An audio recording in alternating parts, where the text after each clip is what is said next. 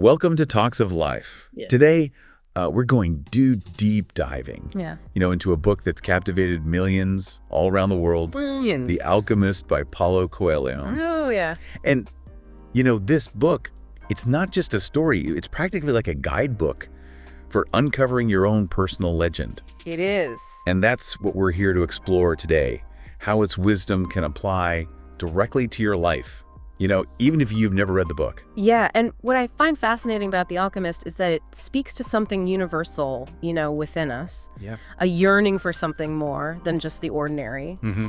And it introduces us to Santiago, a shepherd. Right. Who feels this pull towards a life that's beyond just his everyday routine. He's got this recurring dream about finding treasure in the Egyptian pyramids. I mean, who hasn't had a dream that felt like more than just a dream? Exactly, and instead of just dismissing it, Santiago decides, you know what, I'm going to listen to that. Yeah. That inner nudge. That little voice. Yeah, and this is where the idea of the personal legend comes into play. Okay. It's not just some far-off fantasy. Right. It's that unique purpose that you feel called to fulfill. So it's about recognizing that whisper. Yeah.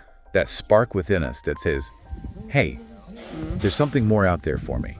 Yes. But then there's that other voice, the one that says, we're being silly, we should just stick to the safe and familiar. Right.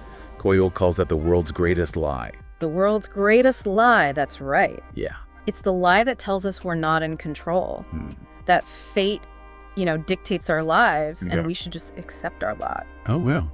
Santiago could have easily stayed a shepherd, followed his parents' wishes, to become a priest. Yeah. But he chose to listen to his heart instead. Yeah, he dared to choose a different path, even when it meant facing the unknown. Yes. And that's where his journey truly begins, guided by a series of omens and signs. Like, remember the old King Melchizedek? He just appears out of nowhere, almost magically, and sets Santiago on his path. He acts as a catalyst, pushing Santiago to confront his own fears and doubts. Right. He gives him the Urim and Thummim. Oh, yeah. There's stones that help him interpret the omens. Okay. This highlights a key idea. Okay. The universe is constantly communicating with us, but it's up to us to pay attention and decipher the messages. It's like those times you get a gut feeling. Yeah. Like a sense that something is right or wrong, you just know it. And often, the most challenging experiences become our greatest teachers. Absolutely. Think about when Santiago gets robbed in Tangier. Ooh, yeah. Huge setback. Right. But it forces him to work for the crystal merchant. Yeah. Which leads to valuable lessons about recognizing opportunity and overcoming fear. Okay, let's talk about fear for a second. Okay. Because that crystal merchant, Yeah. he dreams of going to Mecca. Right. But he's terrified of actually achieving his dream. Yeah. It's like he's more scared of what will happen if he succeeds than if he fails. He becomes paralyzed by the what-ifs and stays stuck in his comfort zone. Right. Coelho brilliantly illustrates how fear, especially the fear of the unknown, can be the biggest roadblock to fulfilling our potential. Wow. He doesn't just tell us, fear is bad. Right. He shows us how it manifests in different ways, which makes it so relatable. I've definitely had moments Oh, yeah. where I've let fear hold me back. Yeah. What about you? Have you ever experienced that feeling? Of course. Of being stuck? Of knowing you want something but being too afraid to go after it? Sure. The Alchemist suggests that pushing through those fears is crucial to living a truly fulfilling life. Absolutely. And facing those fears often involves embracing the unexpected, the twists and turns that life throws our way. Yeah. It's about recognizing that obstacles like Santiago being robbed aren't necessarily roadblocks, but rather detours that can lead us to unexpected opportunities. It's like that saying, Yeah. sometimes you have to get lost to find yourself. That's right. And throughout his journey, Santiago discovers this incredible interconnectedness between everything, a concept Coelho calls the soul of the world. The soul of the world, that's right. Yeah. The soul of the world represents this universal force that connects all beings and experiences. It's the energy that flows through everything. Okay. The invisible thread that links us to each other and to the universe itself. Okay, I love this idea. Yeah.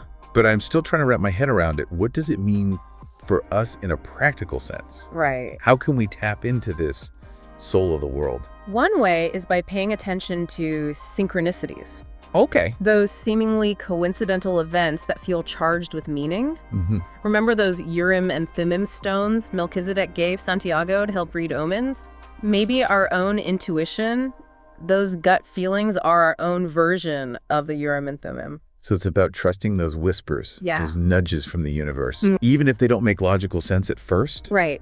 But it's not just about passively waiting for signs. Right. It's about taking action, following our intuition. Yes. And trusting that the soul of the world will support us along the way. Absolutely. Right. And when we align ourselves with the soul of the world, with our own personal legend, amazing things can happen. Wow. But as we'll see, it's not always a smooth journey. There are tests, challenges, and moments of doubt that can make us question everything. One of the most powerful lessons in The Alchemist is about how love can actually enhance our pursuit of our personal legend. Yeah, I remember when Santiago meets Fatima, this woman of the desert. I was like, oh no, is this going to distract him from his mission? But it turned out to be the opposite. Exactly. Their connection deepens his understanding of the world and himself. Right.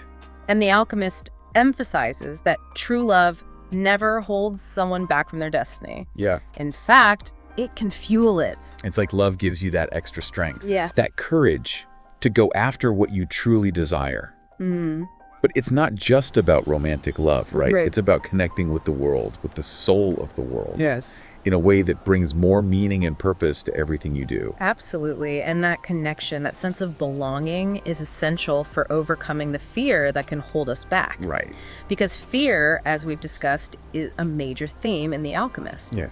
Santiago encounters different kinds of fear throughout his journey. Like when he's crossing the desert and faces the vast emptiness, the possibility of failure, even death. Yeah. That's a whole different level of fear than, say, the crystal merchant's fear of change. Right. Santiago's fear is existential, about survival and the unknown. Right. But the alchemist teaches him to confront those fears, to turn them into allies.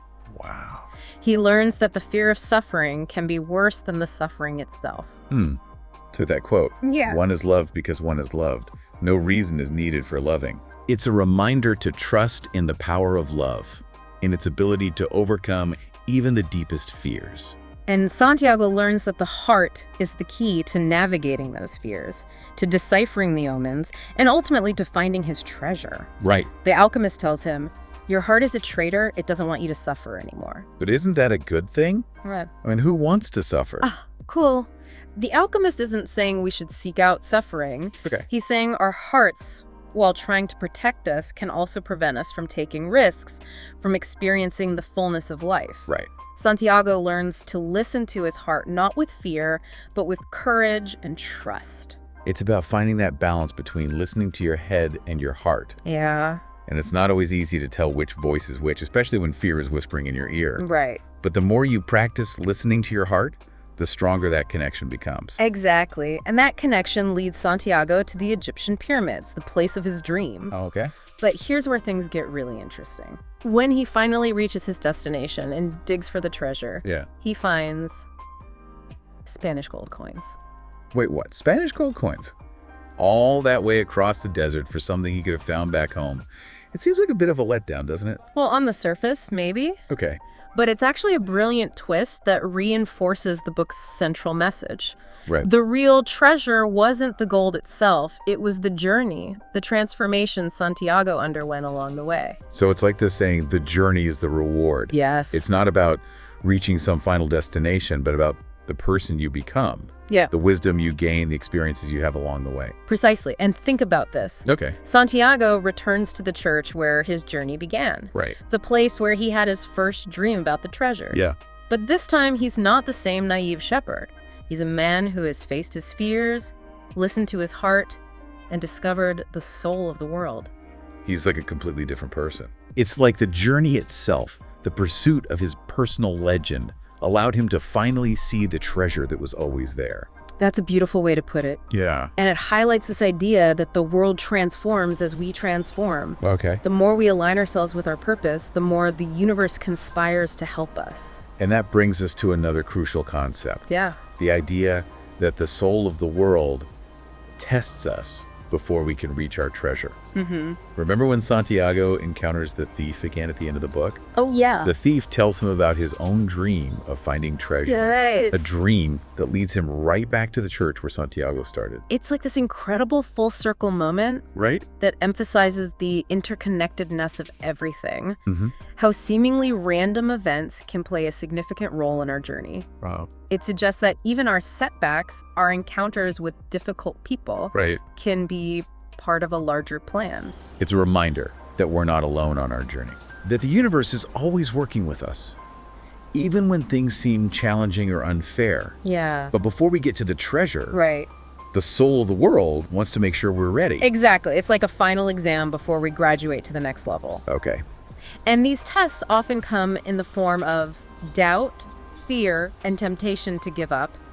It's that moment when you've come so far, but the finish line seems even further away.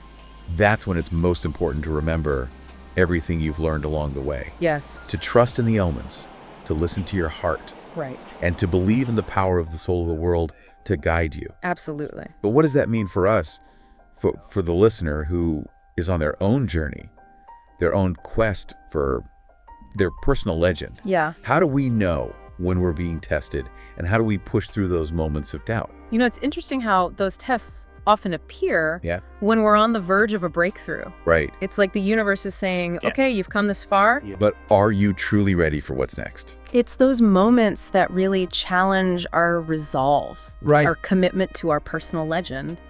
And that's where the lessons of the Alchemist become so powerful. Right. It's not just a feel-good story. It's a guide for navigating those difficult moments. Yeah. For remembering that we have the strength and the wisdom within us to overcome any obstacle. It's like Santiago learning to turn lead into gold. Right. He doesn't just magically achieve it. No. He has to go through a process of transformation, of refining himself before he can achieve that mastery. Yeah.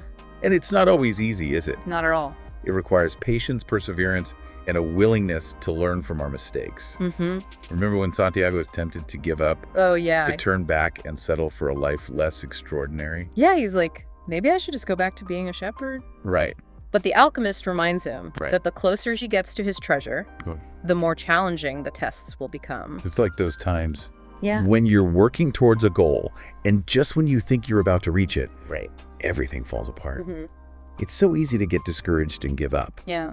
But the Alchemist teaches us to see those setbacks as opportunities for growth. Absolutely. As signs that we're on the right track. And to trust that the soul of the world is supporting us. Yeah. Even when it doesn't feel like it. Those tests are designed to strengthen us, to prepare us for the abundance that awaits us. Wow. Because what good is finding a treasure if you're not equipped to handle it? So it's not just about achieving our dreams, it's about becoming the kind of person who can handle the success, the challenges, the responsibilities that come with living a truly fulfilling life. Exactly. And the Alchemist suggests that the process of pursuing our personal legend, with all its twists and turns, is what ultimately leads to the greatest treasure of all, self-discovery. It's about realizing that the journey itself, the lessons we learn, the people we meet, the challenges we overcome, are just as valuable, if not more so, than the destination itself. Absolutely. Right. And that the real treasure, the one that can never be taken away, is the wisdom. Yeah. The growth, the transformation we experience along the way.